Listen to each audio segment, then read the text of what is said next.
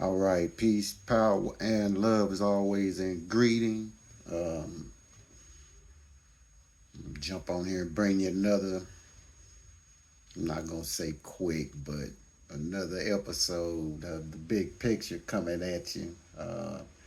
Appreciate all of you who have been viewing the content, like and subscribe, um, give it a thumbs up. I appreciate it. Very much appreciated. Also, would like to welcome my ActivateMedia.org family out of Boston, Mass, and my brother Patrick Wilson once again for bringing me on board with that platform. Um, just something else that I'm able to be a part of, and I appreciate that opportunity. Um, Wanted to kind of backdoor what I talked about last week. Um, and I guess this really is going to be like somewhat of a part two going into the new year.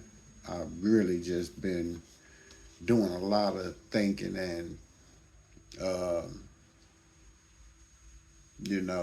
so many of these holidays that we celebrate and, jump up and down for to get here so we can put on some new clothes, go out and party and do what we do. I look at it as more of a time of reflection and,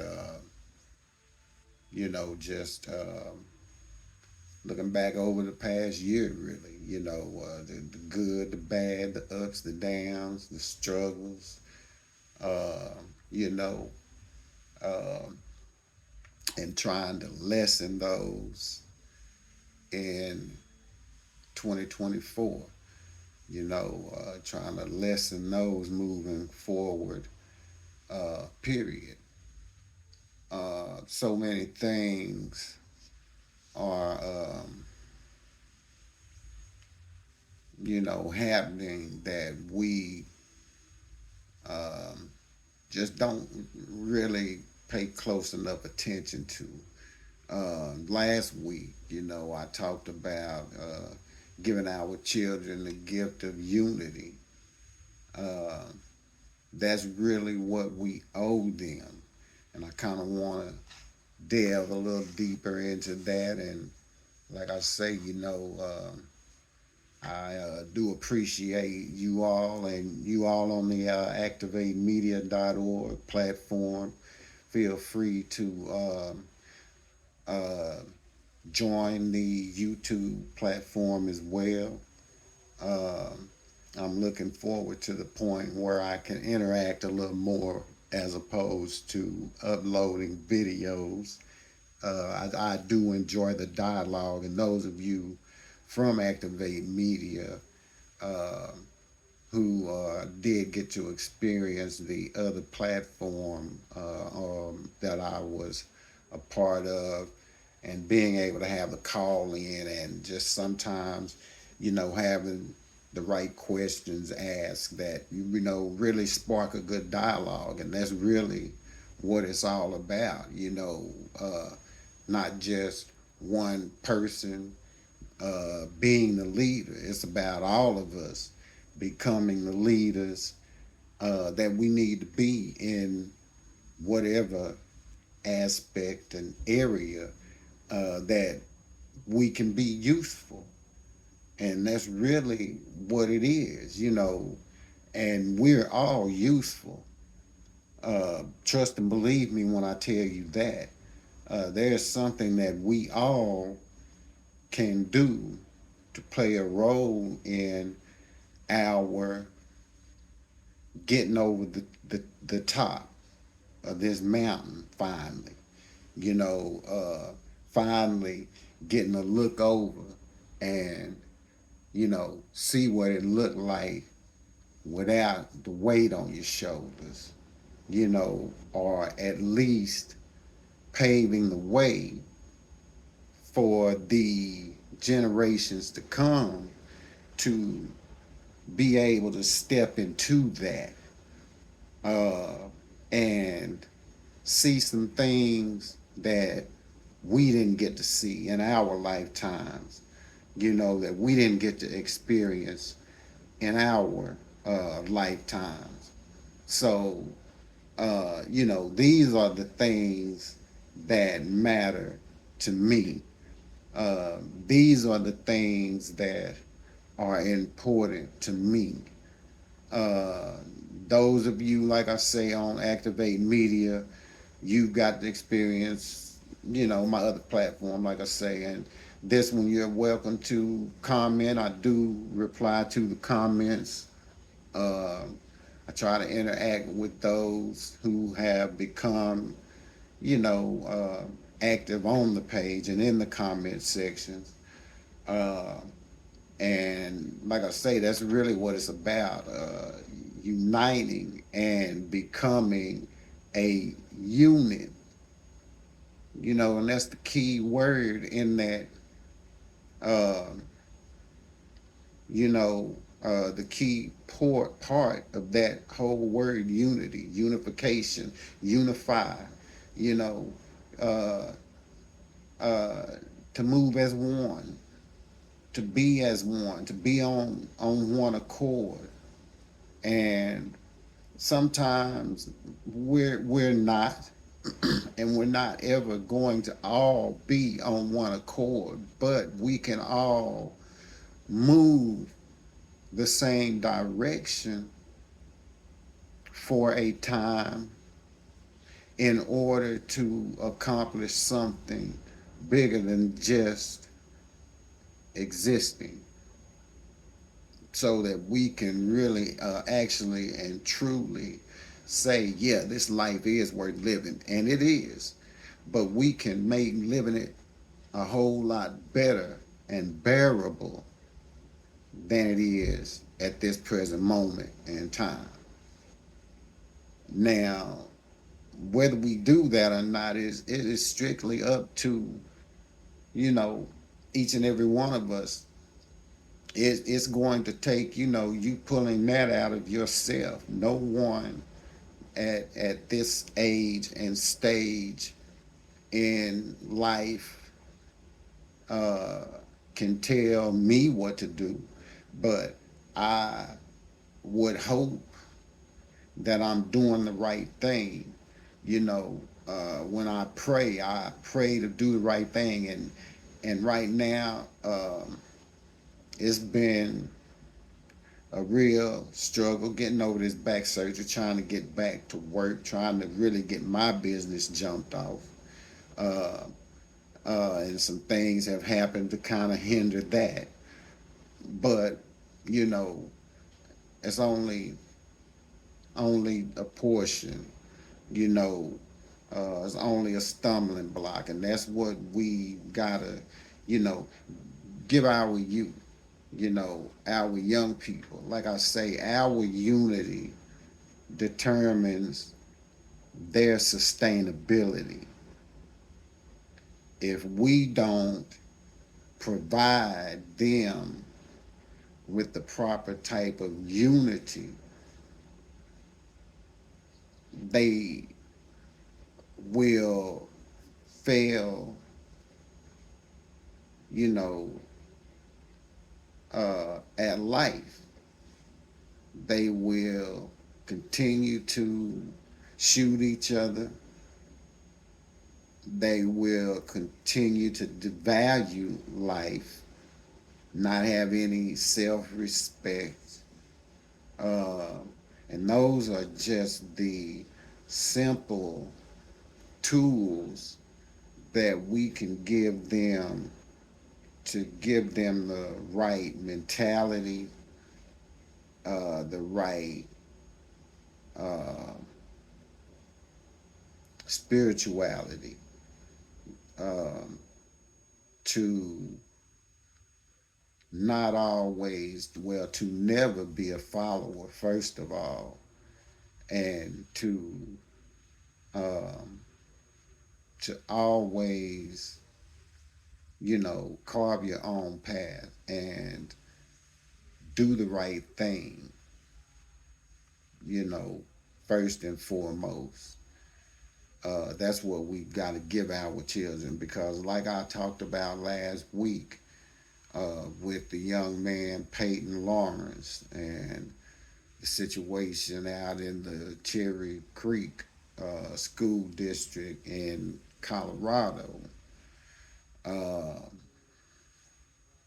and then there's another case that I do remember that happened, um, and it involved an 11-year-old that was shot.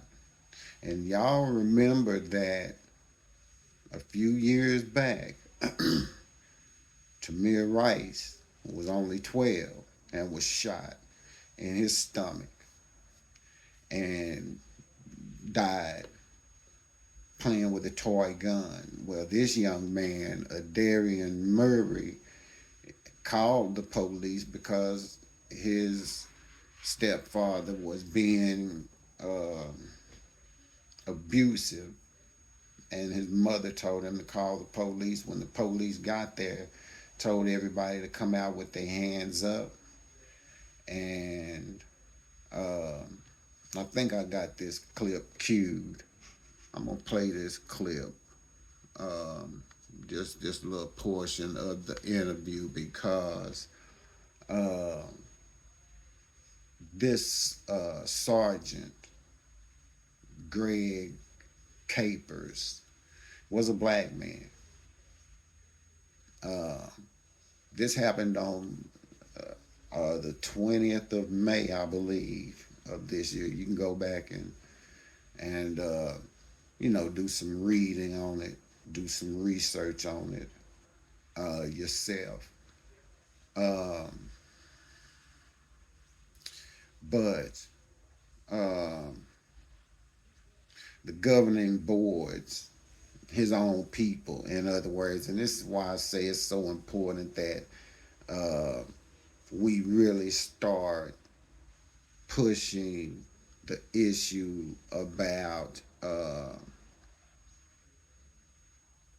qualified immunity and defunding the police, because when it comes time, and I understand that in the major cities there's a lot of crime, there's a lot of shooting, burglaries, stolen vehicles, and you name it. It happens in the big cities, and I know that they are pushed to the limit, to the brink, with an influx of calls. Uh, but every time they show up and there are melanated people involved, there is always more of a sense of urgency to pull your weapon first. I don't care how old, and I've said this several times, whether we're 9 or 90, as long as we got this melanin covering us, wrapping our bones, they gonna do to us what they have been doing to us, and that won't change until we change it. That won't change until we teach our children not to stand for that, to know their rights, stay within the boundaries of your rights, but don't fall for that. Don't go for that mistreatment. Don't allow them to mistreat your children. Black men, this is where we're so necessary. And anytime we see one of our black women out here being mistreated by anybody that doesn't look like, by anybody, we should step in. We should try to diffuse that. before it turns into something else. We are so quick to become violent and angry with one another. And we do that just like we do that like it's nothing. We shoot one another like it's nothing, stab one another like it's nothing. We jump one another like it's nothing. We mistreat one another like it is nothing. And that's still, honestly, it's that slave mentality. That's what we were taught to do, compete amongst one another for what we want. Everything doesn't have to be a competition. Some things can become more of a business. Everything that we do, we should really think business, and bringing some of the younger minds together with some of the older minds, uh, and give them the right advice, help them pave their road so that they can help those behind them pave a road. Because that's something like my great granddaddy used to always tell me, always get it up here. New. When you get it up here, can't nobody take that. Nobody. So this is the weapon. This is where everything that is going to happen originates from right here. From right here and from right here. See, you got to make sure that it's done correct. It's done to benefit. It's not done out of selfish gain. We can't continue to teach our children the capitalist mentality. We have to teach our children the true village mentality and the importance of family, marriage, raising your children, doing the best you can, staying together through the hard times, not just the good times. Things that we really don't do collectively. We don't see 30, 40, 50, 60-year marriages like we used to. That was the thing uh, back in the day, you know, and unfortunately, some of those who did that and lived that experience have transitioned on, and we lost that knowledge. We lost that wisdom, that ability to pass that knowledge on, how to stay patient, how to work together, how to grow together. It's important for our youth to experience that. And sometimes it may not be under the same roof, but the child deserves to experience both families, because he has a wealth of knowledge to gain from both families. And that's the love that's attached to the black man and his child, the black woman and his child, and her child. Uh, we, as black men and black women, love our children unconditionally. We may not always be able to do, but we'll lay down our lives for our children and we're definitely trying to make the way uh, But like my great granddaddy used to tell me, this is it right here. This is the generator right here. This is where it all starts. This controls this and everything else. Controls how you think. How you're going to behave. And see, and this is the thing. This young man, Aderrien Murray, and this sergeant, black sergeant, that shot this young man in the chest, mind you. And I just want you to listen to this young man. I got this audio right here. I'm gonna play this little audio clip from Indisputable. Shout out to uh, brother Rashard Ritchie and Indisputable. I follow him. He brings a lot of stories that I miss sometimes. I catch on his platform.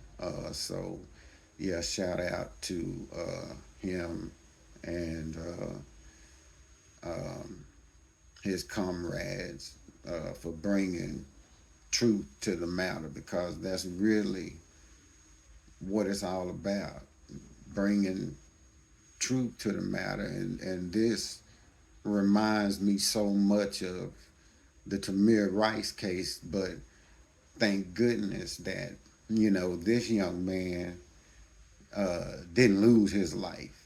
Fortunately, he didn't lose his life. He did live.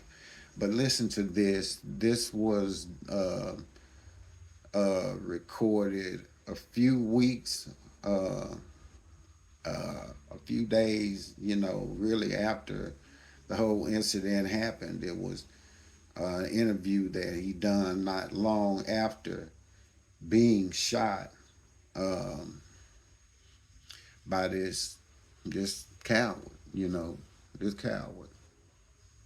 Trauma he faced with CNN. He said, everybody come out with your hands up. Then I came running inside the living room. And then I remember I heard the big bang. Then I just remember holding my chest. As he laid in his mother's arms, bleeding out from a gunshot wound, 11-year-old Aderrien Murray was so convinced he was going to die, he began to pray to God and sing gospel songs. I was thinking, like I'm going to die. Tell my whole family. Tell my teacher. I say I'm sorry for what I did. Aderien's mother says he developed a collapsed lung and suffered fractured ribs and a lacerated liver due to the gunshot wound. He spent days in the ICU at the University of Mississippi Medical Center in Jackson, needing a ventilator to breathe. It came right here. More than a week since the shooting, he is remarkably in good spirits, but says sometimes when he's alone with his thoughts for too long, he has nightmares. Sometimes I can see myself laying inside the coffin. Them are my thoughts at night, my only ones. And sometimes I think people are watching me. But my main thought is me dead. If that officer was here, sitting right here across from you, what would you want to tell him, Aderrien? Why did you do it? I could have lost my life all because of you. I want you terminated for what you did to me.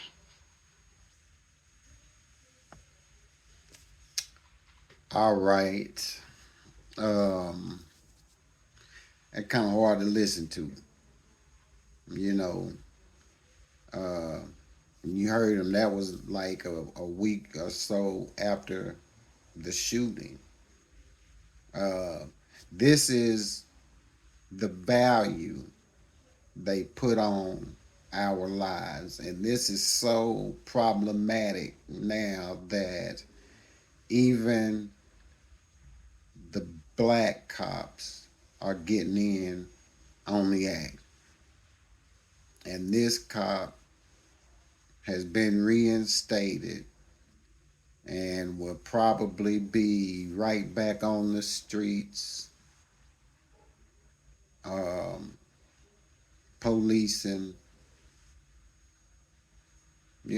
same neighborhoods that he shot a young man in. And you can hear in that young man's voice that he's truly traumatized for life. I mean, they're effectively raising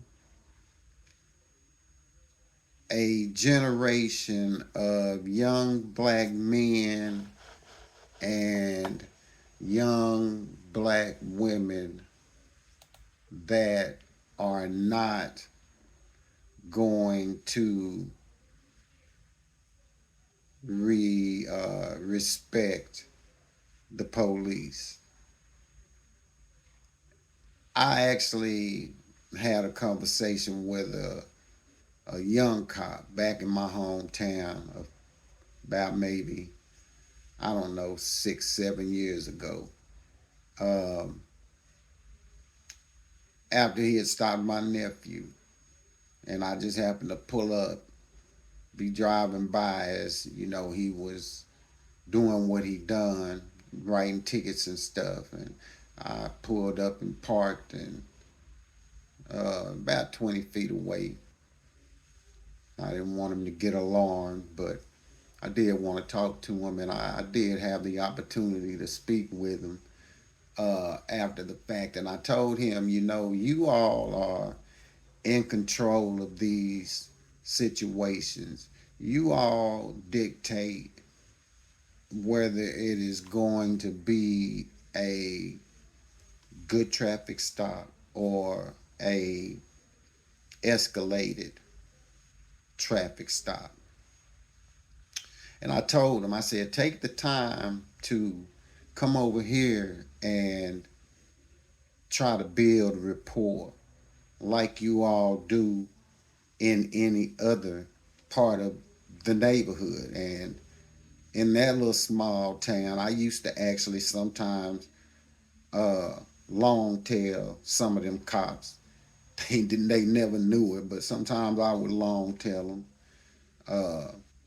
They don't signal.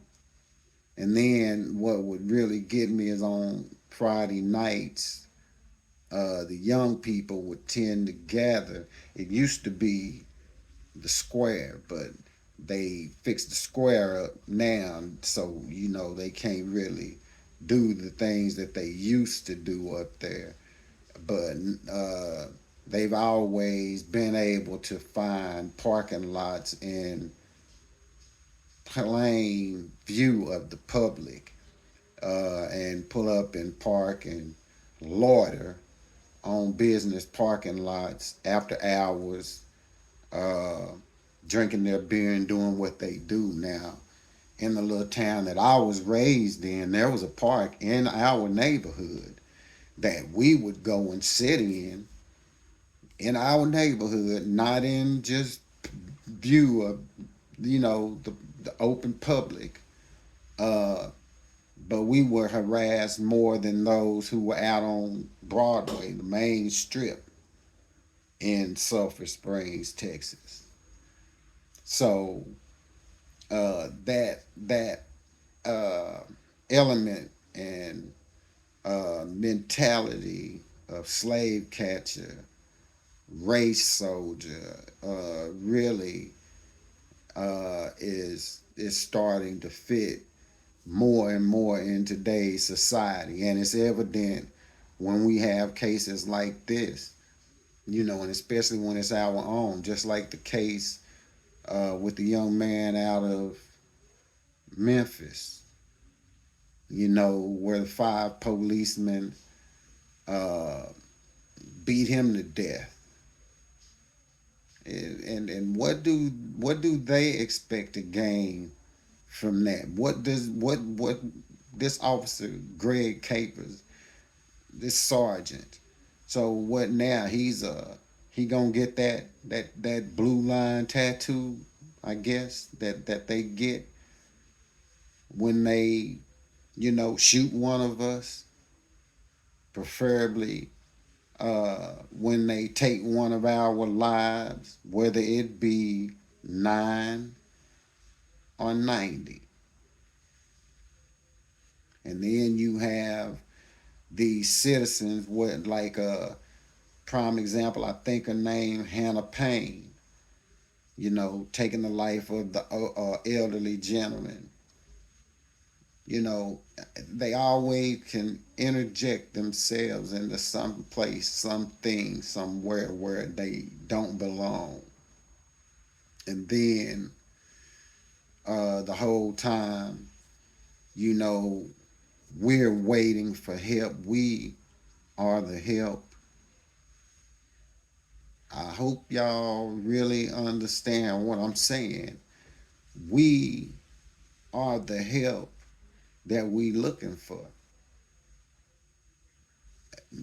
Me, you, your partners across the street, your partners you work with, your homegirls in the beauty salon. We are the ones who gonna have to save us. Understand that. Let me go on and throw it in. I haven't said it yet. I'm gonna try to throw this in every week. Every time I do one, we need each other. Plain and simple. Our children need us. The I'll tell you, I swear you, the best gift we can give them is our unity. Because the NAACP is just another name for an organization that doesn't do much of anything uh, for black people as a collective. I mean, let's be honest. That ain't never been really our thing because it was started by some of them synagogue of Satan folks, some of them fake folks. They got their hands in anything to do with money, and especially money that's coming our way. And that's why I say we are going to have to be the ones to make the change that we've been waiting for. We waiting on each other. It's up to us. Like I say, we need each other out here. We all we got. I did a show a few days ago. We don't have no allies. Nobody jumping to get on our bandwagon because it ain't rolling fast enough right now. It ain't making no new money right now. That's why I say we gotta stop putting our money and faith and time into these organizations like NAACP, Black Lives Matter, these little, catchphrases and things that sound good, can be commercialized and make even more money off of black suffering and black death. And then, not only that, they profit off of it and don't even themselves, Black Lives Matter, break bread with the families that they are constantly out screaming justice for. And they were some of the very devils that took advantage of a tragedy, took advantage of the loss of a young life, and that happens far too often. And like I say, knock on wood, and thank goodness that this young man, uh, Aderrien Murray, didn't lose his life, because it very well could have been him. Another hashtag. With this happy-go-lucky, scary police officer, these coward cops that they send out here, these military-grade weapons, policing innocent people, terrorizing innocent people, because that's what he did. Uh, like I say, you got these financial chasers out here. And for those who don't understand, I'll break that down. These financial chasers, they not out here chasing justice. They out here chasing that dollar. And that's these lawyers that keep popping up on the scene. It's 6 deaths, and he a lawyer over 3 of them. I mean, how greedy can you be over Black Death? How much does the life mean to you? Because see, if the life really meant something to them, they would be more after justice, as opposed to just ready to get the legal portion over, so they can get to the civil portion, get the criminal portion over, so they can get to the civil portion. They not interested in justice, because in far too many other cases that I saw, some of these same lawyers pop up on time and time and time again. The only thing that they manage to get for the families is that hush money. And that hush money is that money that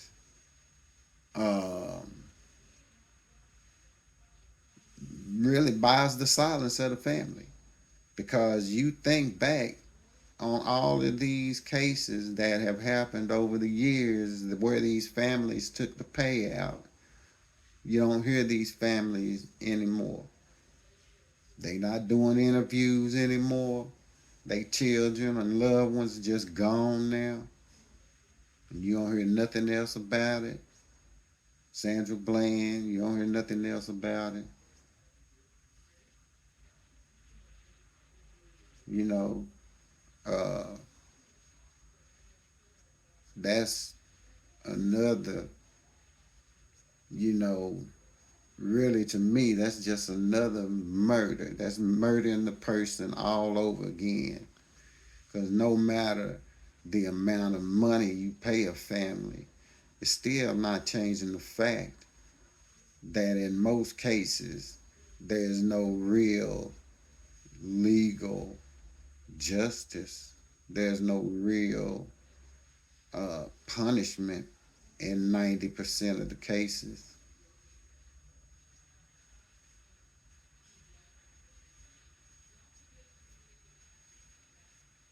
And yet, we continue to pay taxes to the people that do this to us. We pay taxes that pays their salaries, and then we are well underrepresented in America. Why do we keep paying taxes? Taxation without representation. It's a crime. Find me the law that says we're obligated to pay taxes. And if you can find it, Please put it in the comment section. Please put it in the comment section. Um, so many things, like I say, we can do on our own. We ain't never needed nobody. And the same, that same drive, spirit, and resilience that's in us, it's in them. We got it from our ancestors. They getting it from us, and then they gonna pass it on to their, and so on and so on. That's just something that's in us naturally. Naturally, we don't even try. We just have that aura. We just are. We have that ability to do things that others can't. Can't. No matter how hard they try.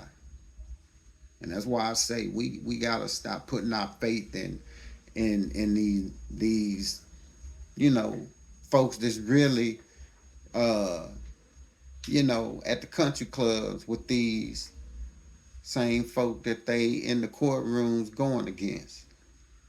And they at the court, they at the country clubs with them, rubbing elbows at these high dollar dinner plate gatherings. You know, um, trying to fit in. Complicit with the enemy, but supposedly representing you and I. Where is the justice? That's why I say that these are financial chasers. They're not chasing justice. They're not really chasing true justice for us, for the people, for the mothers and fathers and aunts and uncles and brothers and sisters and cousins who keep losing loved ones out here at the hands of these coward cops, and at the hands of some of these just racist white people who take it upon themselves to interject themselves, just like them three that killed Ahmaud Arbery. Same difference, you know, same difference. And we got to teach our children what's that all about. See, because the ACLU ain't speaking up against the genocide that's been happening to us for years and years. They ain't never built no case for us, and they breaking their neck trying to build a case for the Palestinians and the Ukrainians and all these other folk, but they have never been over backwards to build no case for the oppression that we've been through, the police brutality that we've been through, the lynchings that we've been through. And what's so crazy is we still going through it, all of them. Lynchings too. Lynchings too. I'm looking at my laptop now and I'm seeing something new about, I'm not going to try to read it though, about the young lady in Florida that I spoke about when it happened a few months back. See, these are the things that bother me. They finding us hanging in trees and they calling it suicide. I think about my sister Melissa McKinney's a lot. I'm friends with her on Facebook, and she posts about her sons, and then the way she lost one of her sons, Danye, found him lynched in the backyard with a sheet that wasn't one of hers, with his pants pulled down to his ankles. And I think about her a lot, to have to walk out her back door and see her son in a tree lynched in that fashion. And my heart goes out to any parent that has lost a child, period. I understand that pain on a personal level. Uh, so many things we can fix instead of waiting on the LC, I mean, the ACLU, uh, the DOJ, the this ain't shit Joe and Enhide Harris. You know, um, just this whole thing. And then we need, like I say, we need justice chasers. We don't need these, you know, high dollar lawyers that want to rub elbows with these rich and famous people, these Hollywood folks, you know, want to be in movies and in all TV shows, and they want all that kind of shit. That ain't what the movement is about. The movement is about stopping the suffering for me, for you, for the women, for the children, for our elderly, for all of us. And then I was reading after I heard it on the news. I always will come in here and get on my desktop and start, start doing a little digging. But I saw where the paramedics that, took another one of our young lives, Elijah McClain, a young man who anybody could see from that video was not a threat to anyone, was apologizing for being brutalized, was, you know, not combative at all, but was handled in the worst ways and ended up having his life taken unnecessarily. That young man should still be here as well, enjoying his youth, doing whatever it was that he enjoyed doing. And, so they give the paramedics uh, guilty verdicts. Well, that doesn't make me happy. That's only partial judgment, just partial justice. See, there were some cops involved with that situation. And had it not been for those cops initially stopping him,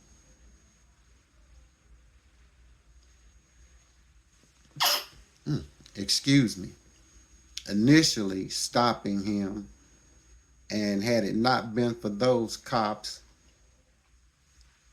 brutalizing him, there would have been no need for the paramedics to have even been called and give him an overdose of a drug because the police led them to believe that he was so strong, superhuman strength. And remember, back when Hillary Clinton had the good white folk back then calling us super predators. So this to me was just another, one of those, analogies that they use to describe us, our young people. You know, he's superhuman strength, and he's like he must be on some type of drug, so they give him ketamine, ketamine, however you say it. Um, what I was told and what I read, that's something that will suppress like an overdose or somebody who's uh, taking a lot of drugs. It'll, you know, suppress that, reverse that. But if you're not on any type of drugs, well, it'll kill you. So, okay, they got the paramedics, but they let them three or however many it was, I think it was three, but I know just a few weeks ago they let one of them off, which is a slap in the face, which is like I say, no justice. No justice. See, now they'll come back around and backdoor it all with some little piece of money, you know, and then that's going to be it. So what we're hearing now will be the last of it in a few more months when they pay that settlement. You won't hear any more about the young man, Elijah McClain, unless we continue to talk about him.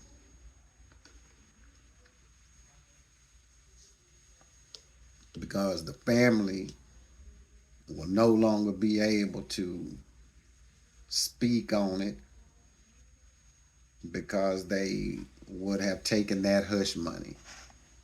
And really, like I say, I'm not impressed. If you want to impress me, like I say, go back and get them cops that put him in that shape for the paramedics to even have to be called. Because it is evident the size and the stature of that young man and just his whole demeanor during that whole murder. He was no threat to nobody. He was no threat to anybody.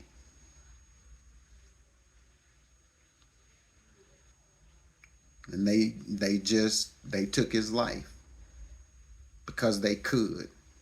And then they could make up a story like they did to try to make us not believe what we actually saw, but believe what they telling us. You're not really seeing us choking him. Uh, he's being combative. He's resisting.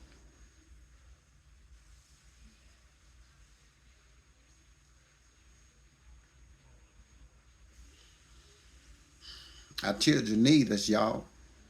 I can't make it no plainer.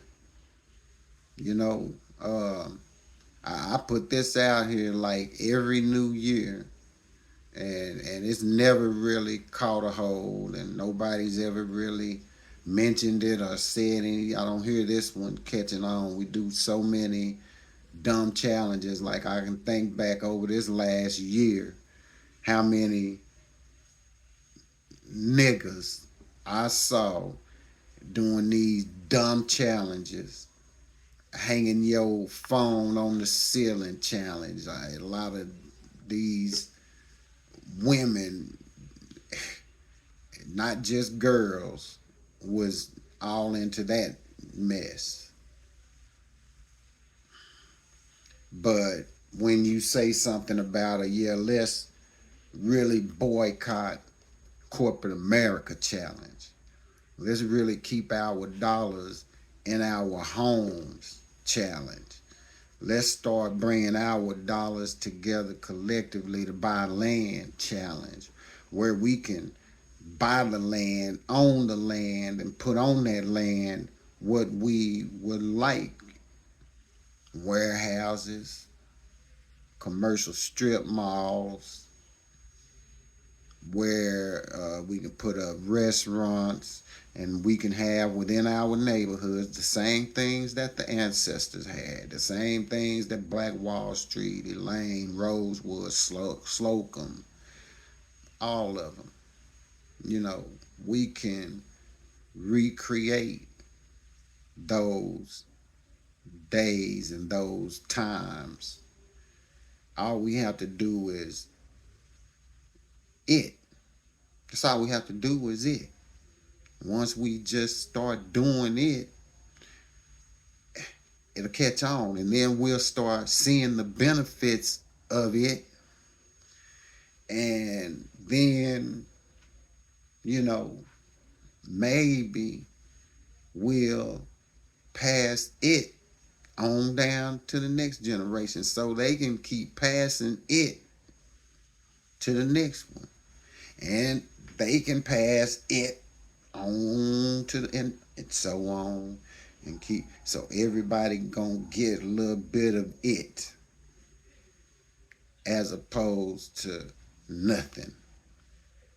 We can control what piece of it and how much of it we get because we be in control of it. I hope y'all get it. And I'm gonna leave y'all with that. Like I say, y'all, I love y'all. That's why I do it. Only reason I do it is because I love y'all. That's it. That's it. It's time for us to do something different. It's time for us to make the change.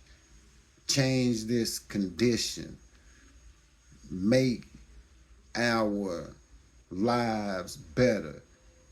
Establish the peace that we want. We have everything that we need. We already possess it. It's in us. Now all we got to do is put it to work for us. I love y'all. That's why I do this. I'm ready to see us celebrate a little more and enjoy one another a little more. Be more thoughtful of one another again. You know, have not just one village in one particular city or state, but have several villages throughout this nation. We all we got, y'all. And who have we ever needed to do anything? Nobody has ever given us anything. We always just made it happen. It's in us, it's in our children, it's in our grandchildren, it's going to be in their kids. And if we give them it, it'll keep going and going and going. Believe it. Like I always say in closing, y'all, let's plan, organize, unify. And we all got a key right here and right here. I'm out. Peace, power, and love.